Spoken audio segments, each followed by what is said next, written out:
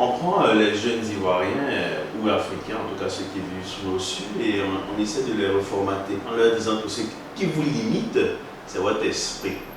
Vous voyez, vous faites un travail, par exemple, de vigile, ouais, c'est un travail noble, vous gagnez de l'argent, mais sachez que ce que vous avez comme salaire là, d'autres peuvent gagner ça en 2 jours. Moi aussi, mon salaire, quelqu'un qui est plus ambitieux, plus positif que moi, peut gagner ça aussi en 1 jour. Mais voilà un peu ce que c'est que la paix.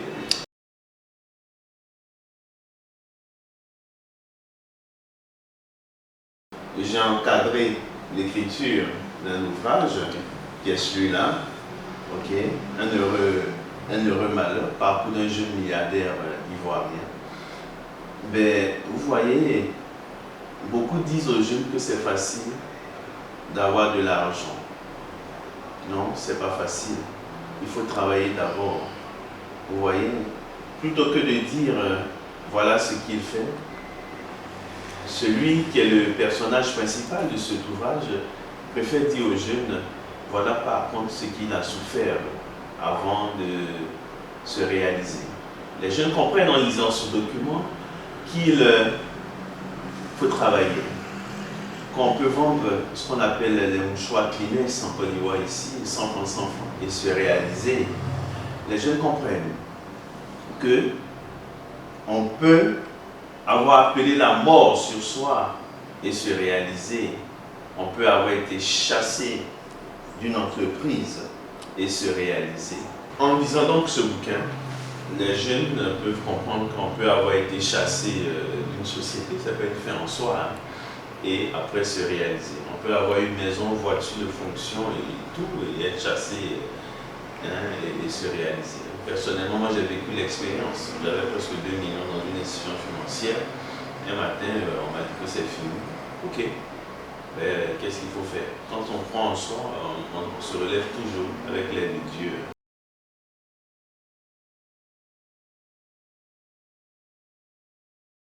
Un heureux malheur. Déjà, le titre, c'est ce qu'on appelle un oxymore, hein, une figure de style, pour dire quoi, quand ça pose 2 mots qui ont un sens souvent contraire, heureux et malheur. Oui, j'affirme haut et fort que ce que l'on appelle malheur, quelquefois, quand on a bien vécu en Dieu, peut devenir un bonheur. C'est l'histoire ici de certaines vicissitudes de la vie, certaines difficultés, ok, auxquelles a fait face l'auteur. Donc il raconte ses expériences qui pour le commun des mortels sont des expériences malheureuses, mais qui à la fin se sont avérées comme salutaires parce qu'elles l'ayant renforcé. Vous voyez, sous nos cieux, n'importe qui ne perd pas 40 millions dans un projet immobilier et puis laisse à Dieu. Après avoir essayé de rentrer dans son droit hein, avec une structure immobilière, en essayant d'aller à la justice et tout ça. Okay? N'importe qui ne perd pas, ne va pas en prison injustement plusieurs fois, n'est pas inculpé injustement et se relève. Okay? N'importe qui ne perd pas 100 millions dans des projets, ce qu'on appelle, vous voyez, communément des boutiques de Mauritanie. Mais l'auteur Issa Moïse dit non, ce n'est pas des boutiques de Mauritanie, c'est des boutiques de courageux. Des gens qui travaillent de 6h à minuit. Mettez nos frères. Moi personnellement, j'en ai eu aussi quelques-unes comme ça. Mettez nos frères dedans. Quelquefois, malheureusement, qu'est-ce qu'ils font? Par 2 fois, mes gérants ont enceinté des filles. N'importe qui ne se relève pas d'une séparation. N'importe qui ne se relève pas d'un départ négocié. Au point d'être obligé ou d'essayer de vendre même des Kleenex dans la rue. Vous voyez, c'est un peu ça l'histoire de l'auteur. Et ce qui est intéressant, c'est que chaque fois on tire des leçons. Comme Mandela l'a dit, pour dire que l'échec n'existe pas. Soit on gagne, soit on apprend quelque chose. Et les bons croyants que vous êtes, que nous sommes, devons prier pour savoir recevoir des situations difficiles. Je ne dis pas pour recevoir, pour savoir recevoir quand elles arrivent. Alors, c'est un peu pour cela que je fais une transition, que ce bouquin, il faut le lire. L'auteur, c'est Issa Moïse, c'est inspiré d'une histoire vraie. C'est mon frère. Tout ce qui est dedans est vrai. Moi, je peux mettre ma main à couper que ce qui est dedans est vrai. Vous savez, je suis très proche de ce monsieur parce que finalement, nos parcours quelquefois s'embrassent. Peut-être moi, à un degré moindre, j'ai vécu quelques difficultés un peu comme lui, mais il ne faut pas s'arrêter aux difficultés. Vous voyez, c'est un peu comme en amour. La meilleure, je ne vais pas dire revanche, mais la meilleure des choses à faire après un échec, un désespoir amoureux, un dépit amoureux, c'est de faire quoi? C'est de sourire à nouveau et c'est de sourire à la vie. Ce bouquin est fait pour encourager tous les pauvres et tous ceux qui souffrent. Pour dire qu'il ne faut pas baisser les bras. Lorsque certains croupissent, parce qu'ils pensent qu'il n'y a pas de travail en Côte d'Ivoire, il faut lire des bouquins comme celui-là pour vous montrer que il y a du boulot pour les plus courageux, pour vous montrer que la vie est faite de haut et de bas, je dirais de bas et de haut, pour vous montrer que avec Dieu on gagne toujours. Vous voyez le titre Parcours d'un jeune milliardaire. Il ne faut pas s'arrêter sur le mot milliardaire. Messieurs, moi, je me considère comme tel. Vous savez pourquoi? Parce que la santé que j'ai, je sais que beaucoup de big boss, beaucoup, je ne dis pas tous, beaucoup auraient voulu payer cette santé avec leurs milliards, mais ne peuvent pas. Vous voyez, nous sommes maintenant 8 milliards sur la Terre et nous sommes chacun unique. Je crois bien qu'en économie, on nous dit que ce qui est rare est cher. Chacun de nous est rare. Parce que sur 8 milliards, il est le seul à avoir une empreinte digitale telle qu'il a. Ok? Ce qui nous limite, c'est la tête. Ceux qui créent les banques, ceux qui créent les entreprises, ceux qui créent les usines n'ont pas 3 pieds, ils n'ont pas 3 bras. Ils en ont 2 comme nous. Ok? Donc il faut se relever. Pourvu qu'avec Dieu, on puisse être un peu vrai. Vous voyez, quand le cerveau est habitué à faire des sélections, et c'est ce qui est dit dans cet autre ouvrage, vous voyez, fervent chrétien catholique, je trompe toujours ma femme malheureusement.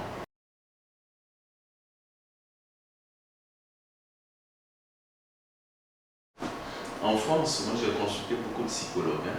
En France, les gens vous disent non monsieur, on ne dit pas ce genre de choses. Vous savez ce qui se passe? Quand les gens qui font des enfants, ils les ramènent dans les maisons. Ok?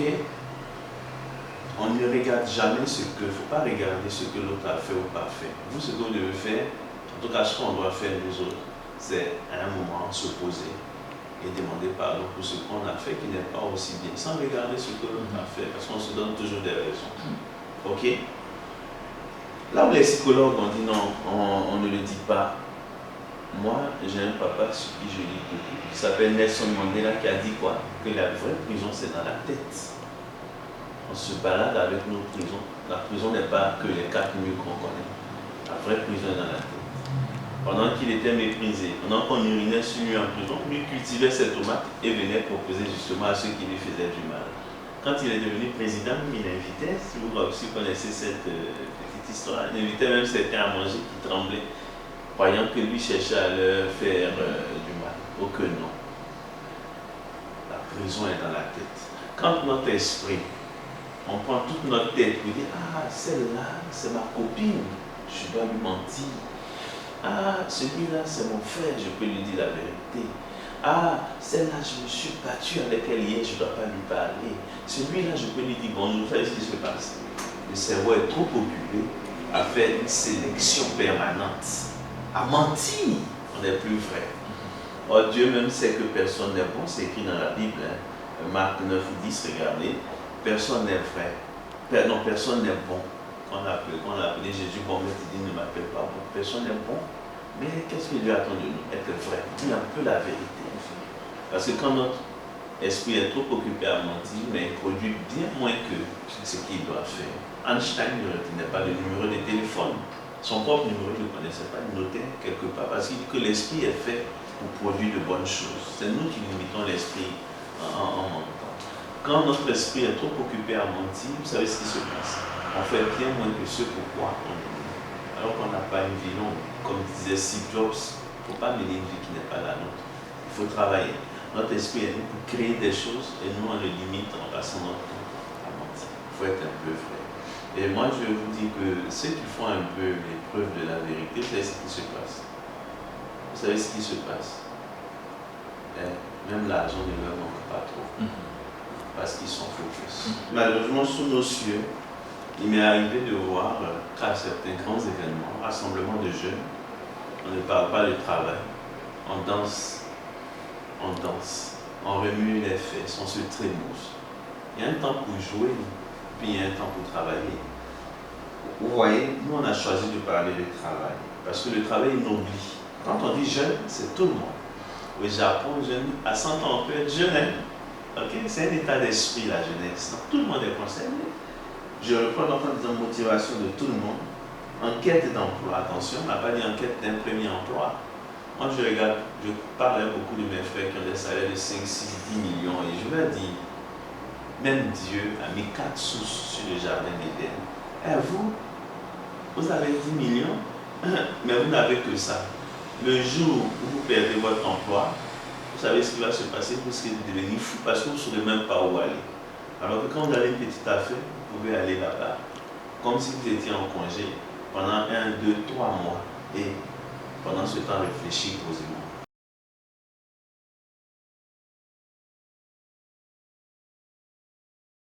Sous nos cieux, on dit non, on parle souvent de cumul de postes, on dit non, les mêmes sont, je vais rigoler, hein, président, ministre, député, maire et tout ça. Quelquefois, je vais vous dire, c'est pas parce qu'ils le veulent, c'est parce qu'ils sont compétents quelquefois qu'on les choisit. Moi, j'ai observé que pour être libre dans son travail, pour bien faire son travail, il faut avoir quelque chose à côté. Sinon, vous savez ce qui se passe. Quand on a un seul salaire de 10 millions, mais on a la solde souvent de quelqu'un, quand il nous appelle, couche-toi là, on est obligé de se coucher. Quand il nous appelle, fais ça, souvent on est obligé de le faire. Je ne dis pas, je ne généralise jamais, hein. Je dis quelquefois, on est obligé d'être esclave. Mais si vous avez quelque chose à côté, que vous développez, je vous assure que vous êtes focus.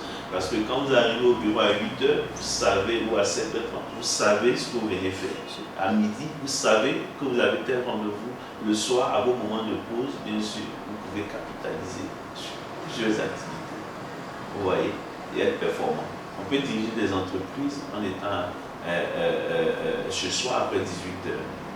Et moi, je conseille aux jeunes de faire au moins 3 choses qui puissent leur apporter un peu d'argent. Et puis, la 4e sera des activités, soit à la mosquée, soit à l'église, vraiment à titre bénévole, pour aider aussi certains gratuitement.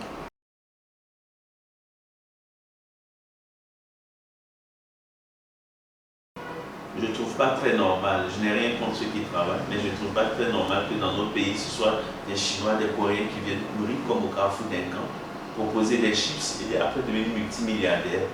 Et nous autres, vous pensez que Dieu est content de nous quand nous poussons des cartons dans leurs usines? Non, je ne pense pas. Nous aussi, on peut le faire. Il suffit de se réveiller et d'apprendre à leur côté ceux-là qui le font.